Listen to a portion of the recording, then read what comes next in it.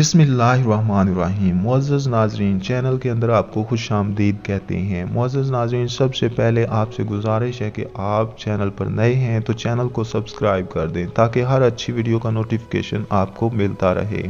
मुअज़्ज़ज़ नाज़रीन, इस तंगदस्ती के दौर में बहुत सारे इंसान ऐसे हैं जो खुशहाल होते हैं, इनकी ज़िंदगी में बरकत होती है, इनके रिज़्क़ में बरकत होती है, और बहुत सारे ऐसे लोग हैं जिनका रिज़्क़ तंग होता चला जाता है, इनके रिज़्क़ में बरकत नहीं होती।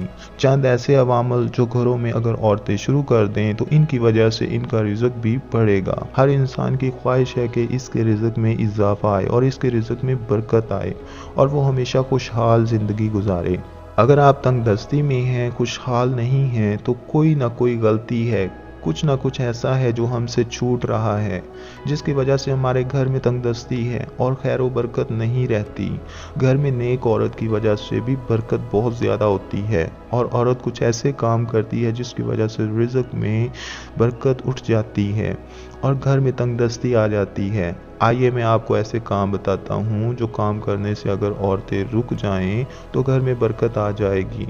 नंबर 1, औरत जिस वक़्त खाना पकाती है तो इस वक़्त इसको चाहिए कि अपने सर को ढांप लें।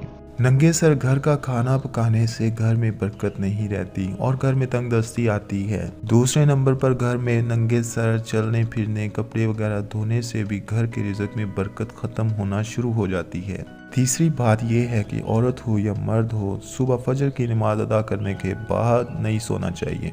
सुबह की नमाज के बाद सोने से घर में खैर व बरकत नहीं रहती, इससे भी गुर्बत और तंगदस्ती का शिकार हो जाता है। अगर घर में आप ये अवामल करेंगे तो तंगदस्ती का शिकार हो जाएंगे। अगर इनसे बचेंगे तो अल्लाह तबारक व तआला आपकी रोज़ी में भी बरकत डालेगा और तंदुरुस्ती भी अता फरमाएगा। अल्लाह पाक से दुआ है कि समझने की और इस पर अमल करने की तौफीक अता फरमाए। दोस्तों, अगर आपको ये हमारी वीडियो अच्छी लगी है तो हमारे चैनल को सब्सक्राइब करना मत भूलिएगा। शुक्रिया।